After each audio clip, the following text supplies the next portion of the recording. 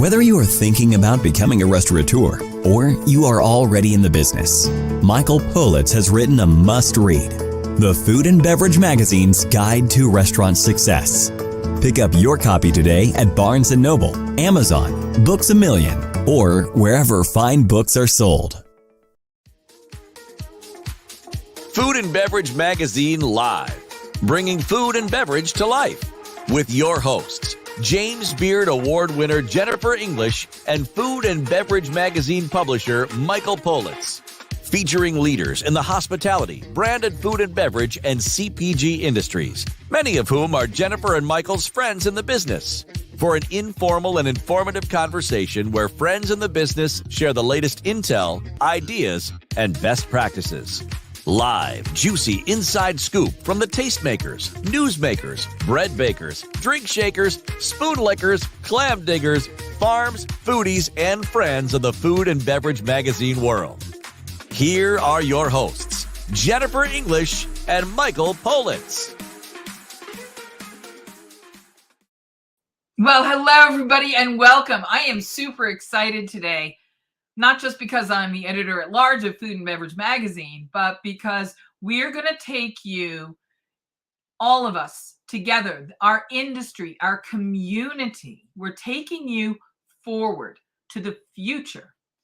We've got a pioneer who is literally on the forefront of the future of our industry in a way that you might not normally think of as being so technologically forward-thinking and literally in the vanguard. It's one of those things that you might take for granted.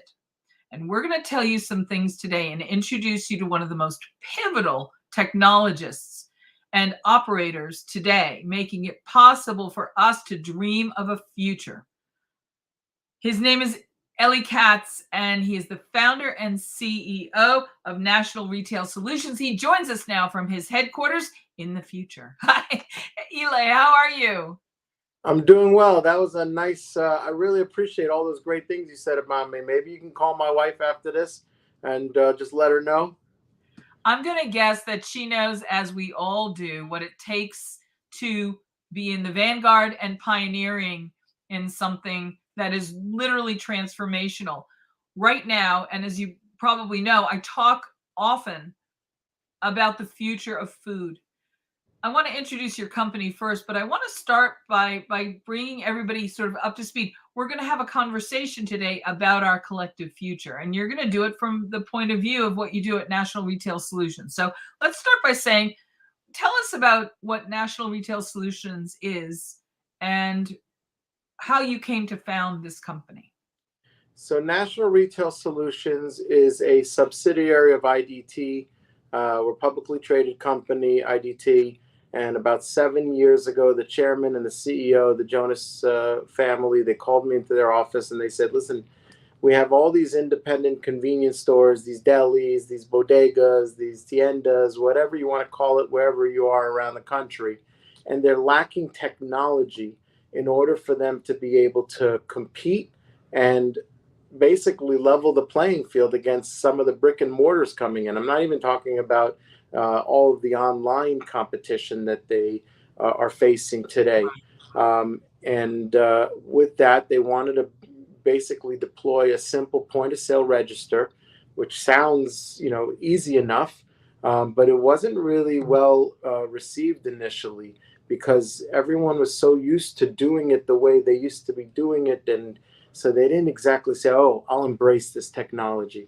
I'm very happy with my shoebox. I'm very happy with my Casio register. I don't need a point-of-sale register. And from there, we spent a lot of time and energy educating these merchants and explaining to them why this is so important for their stores. I equate it to like the cell phone. I was very happy with a flip phone for many, many years, but now I've even mentioned the flip phone word and everyone laughs. But what's to laugh about? It made great phone calls. It received great phone calls. It had your address book. You can do conference, but it really didn't give you much intelligence or the ability to interact with the world the way you need to in order to survive. And that's what the point of sale register has done for these independent convenience stores across the country. And as you know, Many of these independent convenience stores have food, have delis, have that entire over-the-counter option, and they really didn't have a way to market it or to manage it properly until we deployed our point of sale register. We're in over 18,000 locations, coast to coast. We're deploying over 650 a month in this small business format. We are the leaders in these independent convenience store for the point of sale registers. This is such an amazing perspective shift for a lot of people, because these are locations that are pivotal and integral to the neighborhoods and the communities that they serve. Community is a word that's being used extensively in Food 3.0, this post-COVID period of time where we understand and have so many more options sort of brought to us. And being in that future is going to require us to be forward thinking. You're using the example that there were some of these independent operators and tienditas that might have been using a beeper or a landline, let alone not even having a mobile. And you've really helped to make it possible for people to come into the future in a significant way. But after the COVID experience and after the relationship is highlighted, you've identified some really key things that these operators need, because they're having to do more and more things, be a restaurant, be a grocer, do all of these different things. Talk a little bit about how you recognized exactly what it was, A, who your customers were, and then B, what they really needed. I think that's one of the most fundamental things that any great business can ever do, is know who their customer is and give them what they need. So I just explained to you how I really had to educate these merchants on why they needed a point of sale register. Right. And then obviously it was like a two-part sale. First, I had to do the education part of why you need a point of sale register. And then I want you to know why you need our point of sale register. And we built it specifically for this type of stores. So we're not the register for the whole world. There's some registers out there. I always say that if you want a point of sale register, you Google point of sale register, and there's thousands of choices. And that same register can be put in your bowling alley. It could be put in your hair salon. It could be put in your club of some sort. But we're not like that. We built a custom register for this community: the liquor stores, the tobacco stores, and the convenience stores. And it's specific to their SKU base. It's specific to their needs as it relates to food and beverage, obviously. And that is why we become so popular amongst this group. Now I'm in another education campaign. Now I'm going around and trying to beat the drum of why they need e-commerce. Listen, COVID has certainly showed us that e-commerce is needed, and it absolutely has been adopted. But not only that, this is the future. Right? There's no question about it. E-commerce is the future. Just like the future at one point was drive-throughs for the restaurants, now people are ordering before they get to the drive-throughs. That's the future. And the same thing here with these stores. E-commerce is being adopted, maybe not by me per se, but my 16-year-old son, he won't go into a convenience store. He orders everything on an app. He won't go into a restaurant. He orders everything on an app. And it comes to him? It comes to him. I mean, it goes on my credit card, but it comes to him. But it comes to him. But yeah, I mean, it's a generational thing. And right now, what's going on is that there are these what we call ASAP delivery services, right? I'm not talking about the delivery services that deliver products from these stores. I'm talking about the delivery services that are very well funded, which I won't mention any of them. Some of them actually took a tumble in the last few months, but there's going to be others. They're going to figure out how to do it right. And their basic goal, their mission statement per se, is to make the convenience store more convenient. And the way they do that is by not letting you or not requiring you to go to a convenience store. Just order it on your app. Now, they've opened up these dark stores or these little mini warehouses all over the country. So they are really direct competition. They are hurting these independents. They're hurting, I mean, they're hurting everybody, but they're really changing the way people do their purchases, and they're keeping it to themselves. So our next mission here at NRS is to educate these merchants why they need e-commerce. They already have the technology embedded in their store. They already have the inventory embedded into our point of sale register. Now, turn it on. We've made partnerships with some of the most prominent delivery services that are out there, and we can have your product delivered to these merchants so they don't change the trends of your shoppers.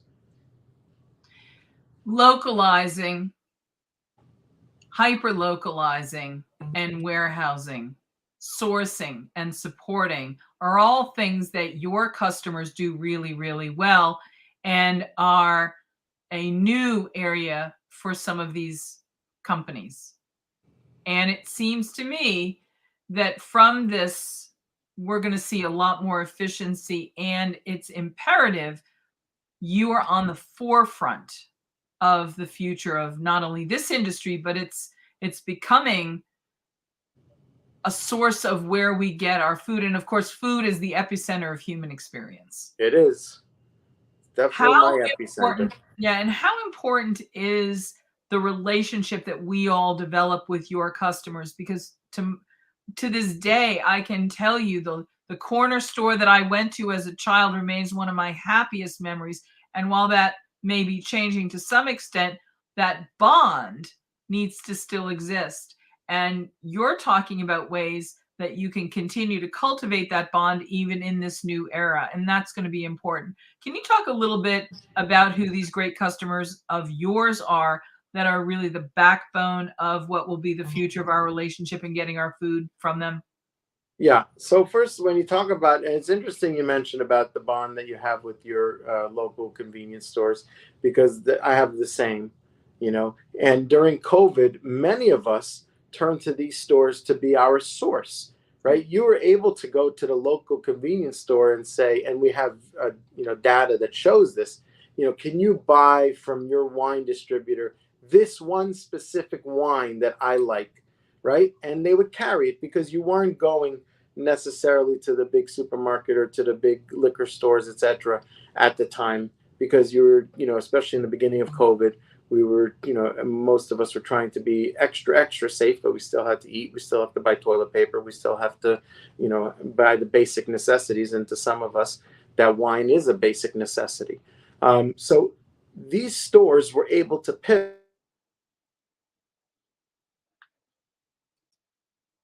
Uh-oh. Well, we're going to keep going. I think we're going to reconnect with Ellie. I want to go go ahead, Tony. We've got some information about where we can get national retail solutions. They're found on the World Wide Web. NRS Plus is their website, NRS Plus. I want to talk a little bit about something that I think is important. NRS has been a provider of intuitive POS systems that are custom built for independent retailers across the USA. And when combined with NRS Pay credit card processing, the NRS POS, which is point of sale, is your one-stop shop for checking out your customers. And they have very many perspectives about where the future is going and who these independent stores are, and these delis and these small liquor stores. They're the cornerstones of our communities. And I think it's critically important for us to remember that this is something that is a value that is absolutely imperative for us to preserve. When I was a kid, there was a corner store called Bob's, and that's where I went. And they sold ice cream, and they sold soda in the newspaper, and they sold some basic sundries and basic things that you might need. And maybe the product mix is going to change, and maybe I'm not buying Tiger Beat magazine or baseball cards anymore. But the trends that are happening in these convenience stores are really imperative. Personally, I go to convenience stores literally 2 or 3 times a week. Well, I go almost every day, but I go 2 or 3 times a week just to see what's coming next. because convenience stores have been, by virtue of what they are and where they are, the place where a lot of new products will come into our experience. You can learn a lot about our food culture and our culinary culture and our CPG, consumer packaged goods culture, by going into some of these stores. And it's really imperative for us to remember what an important part of our food chain this is. And I don't know if you're somebody who watches David Letterman's My Next Guest Needs No Introduction, but I Yeah. urge you, because it's a great, oh, there he is. It's a great show. And there he is. Welcome back. Anyway, David Letterman and Cardi B went back to her old neighborhood in the Bronx and went to the Bodega Deli that she goes to for a very specific kind of sandwich. And it's that kind of thing. They could have gone anywhere in the world to have their lunch, but back in her neighborhood, whenever she's home, she gets that sandwich because that sandwich tastes like home. These are things that are so critically important for us to remember, that are the real bond we create in our culture, in our community. And even if our community is local, it's a really important bond. I wanted to talk to you about some of the trends and forecasts that you have about what's coming up for this category, because it's so important for us. Okay. Well, so number one, as I mentioned, as far as the technology trends, these bodegas and these independents are usually the last ones to the dance when it comes to adopting new technology. So we're hoping that the e-commerce solution that we're going to be providing is going to be adopted. But delivery trends are important. The objective is to keep the higher margin items in these merchants' pockets, like the candy, the soda, the food items. You mentioned earlier about the stores taking on more food.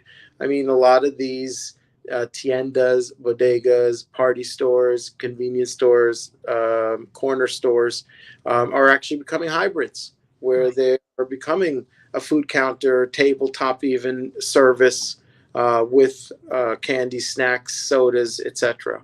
They have to do that. They have to do that in order to keep their margins high and to be a service to their community. Ellie, can you talk to me for a second? Because we were talking before about new products. I don't know if you heard, but I literally go scouting in convenience stores regularly for what's coming next, because the convenience store is often a place where new products are tested out, new concepts are tested and trialed, whether it's in snacks or sodas or flavors or any number of things. And it's really interesting to me how, if you're a student of this, and I'm a food nerd, you can go into a convenience store and you can learn a lot, not only about the place where you are, but where something might be going. Can you talk a little bit about the new product pipeline? Because I think it's so important. So I don't know the exact methodology that these CPGs use, but I will tell you that the path to when I go and I sell a point of sale register, I'm dealing with the HR director, the employee of the month, the CEO, the person behind the counter that's responsible for everything. So, when these CPGs go and want to test a new SKU or test a new product, when they go to these stores, it's a natural environment for them to be able to see what sells, what doesn't sell. These stores have the traffic, and compound that with, on the other end, some of these merchants don't know necessarily what to buy because they don't have the large marketing or research divisions behind them. So they go to their local jobber, or they go to their distributor and they order something that's new. And these distributors do pilot new products on them because it's easier to get something on the shelf in these stores than when you deal with some of these other massive brick and mortar stores. So yes, who wins? The consumer wins. The consumer gets to try very unique items, very interesting items, very new items, before before some of the other major stores, major markets actually carry them. And I want to talk about why that's the case, in part because I'm a nerd, I'm a food nerd, and I'm a data nerd. The more you can tell me, the more I can understand, the more I see, and the more I see opportunity. That's something that's critically important to NRS. Can you talk about that a little bit? Because you give us lots of data to work with. Yeah. So what we do, our mission was to help these merchants. That's how I started with the point of sale register. And part of helping the merchants is giving them data. You want to talk about, they're not the data nerds. They didn't have access to the data beforehand. But we were able to look at some of the stores and see that there's one store on the same block or two stores on the same block selling the same product with a $2 or $3 price difference. And that is because they don't know how to price things. They don't necessarily know how to purchase. So we go and we do this quite often, at least quarterly. We're in each state. We run the top 200 or 300 items that are selling in that state, because obviously, salt in January is not selling as popular in the corner stores in New Jersey, or is selling in New Jersey more popular than salt in and I'm talking Georgia. about in Georgia. I'm talking about ice salt. Yeah. So driveway salt. It changes, right? Ice, snow salt. So we go and we run the list and we say, these are the top 300 items that are selling in your area. And these are the average prices that they're selling for. So we can give them that insight. When they use our point of sale register, they could put in what they bought it for. So they could see data as far as how much are they actually making on each item. How much are they have left in inventory? How much will they make if they sell out their entire inventory? Right. So we give them this data, make them smarter so that they can run their business more efficiently. That's just one part. Then we also have customer-facing screens. Last month, 80 million customers, 80 million eyeballs saw our customer-facing screen. Wow. After a purchase, when they're about to check out, we have ads that are running, of items that are being sold in their products, CPGs. It's a very powerful ad network, and it's being used by many different ways, whether it's branding or path to purchase influencing. And we help those merchants sell more items. And then we show the CPGs data and lift reports on what's selling and how effective that ad was in those stores. Let me tell you how effective these programs are. One of my local convenience stores has a fantastic coffee program that they piloted nationally that's now rolling out nationally. I go there because the coffee was legitimately delicious.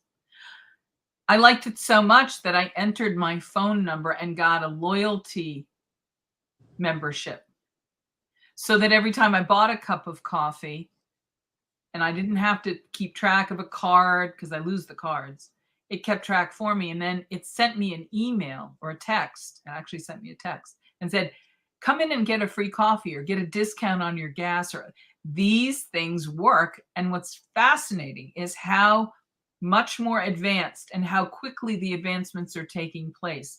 Your company, NRS, is making it possible for us to imagine even more conveniences moving forward. And the next thing I know, you're going to tell me, I'm sure, like something is going to make me even more excited to go back and get one more coffee or another fill up at the place, because now loyalty matters. Talk a little bit about where we're going to go next.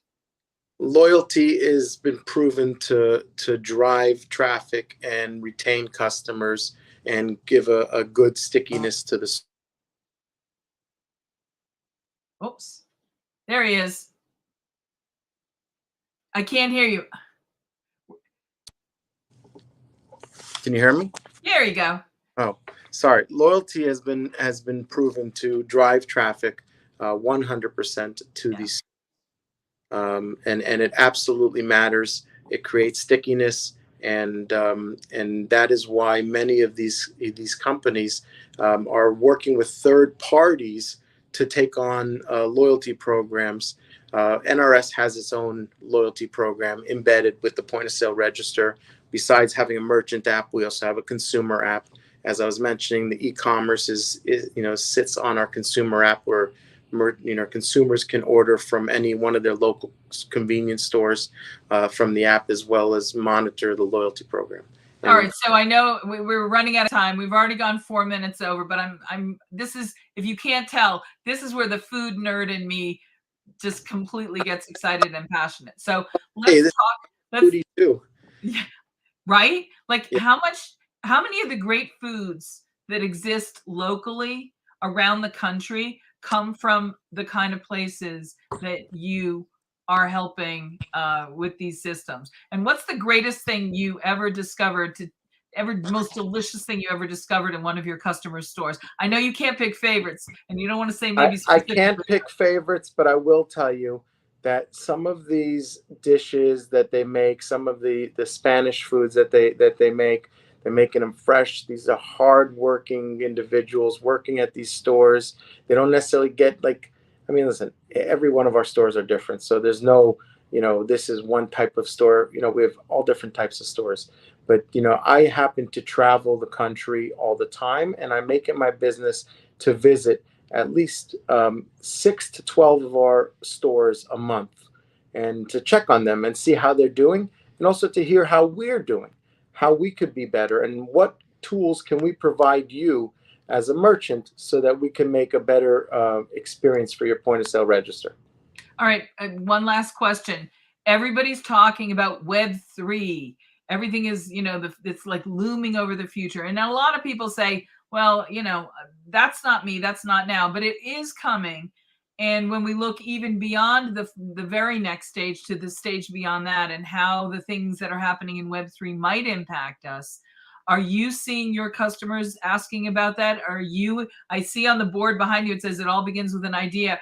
Is there a Web3 idea that you can even tease us a little bit with right now? Are people asking for it? So I think we are getting some requests. But I think right now the primary focus that they're working on first of all, many people are still trying to recover from COVID, and as much as sales have gone up in these stores because it's so convenient, other ancillary negatives have occurred as well. Like in New York, for example, at one point sales have gone up 30% in these corner convenience stores. But so has crime, because what made it convenient to run in and run out to grab your products also made it convenient to run in and run out. And that was a real challenge for many of these store owners. So yeah, there are certainly a lot of different items that we're working on. Our company comes out with a new release every 45 days and upgrades the features in our point of sale register based on customer input. Right. But I think right now the priority is that we are going to be working on this e-commerce and making sure that the next generation can order from these stores, and these stores are there to service all the different new trends. Thank you so much for making time to be with us today. Jennifer, thank you for having me. Please forgive me for the technical difficulties. I'm usually on a big screen and, people see too much of me. And now, I apologize. Oh, no apologies necessary. I am so grateful that we got so much time with you today. Thanks for going over the allocated time. This Absolutely. has been fascinating. I urge you. This is a really interesting category of our business that I want you to pay attention to, because it's going to become more and more increasingly important as we begin to emerge in Food 3.0. Post-pandemic, this is where we're going to live and where we're going to eat. Thank you so much. National Retail Solutions is on the World Wide Web at nrsplus.com. Illy, thank you so much. Jennifer, thank you. And thank you for wearing the NRS logo all over the outfit there. I love it. Well, thank you. Cheers. How did you meet these fantastic men? Ian, Paul, it's so lovely to have you here with us. Welcome. And I raise my glass to welcome you. Welcome. The incredible Vanessa Hudgens and Oliver Trevina. Hello and welcome. Hi. Cheers. Thank you. How you doing?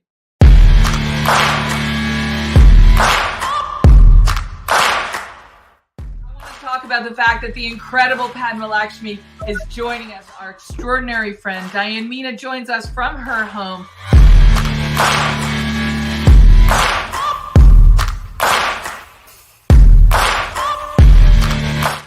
Jeremiah Tower, who joins us today from his home in the beautiful Merida, Mexico. He joins us now, Chef Ming Tsai. Aloha and welcome. What's going on, Jen? Good to see you.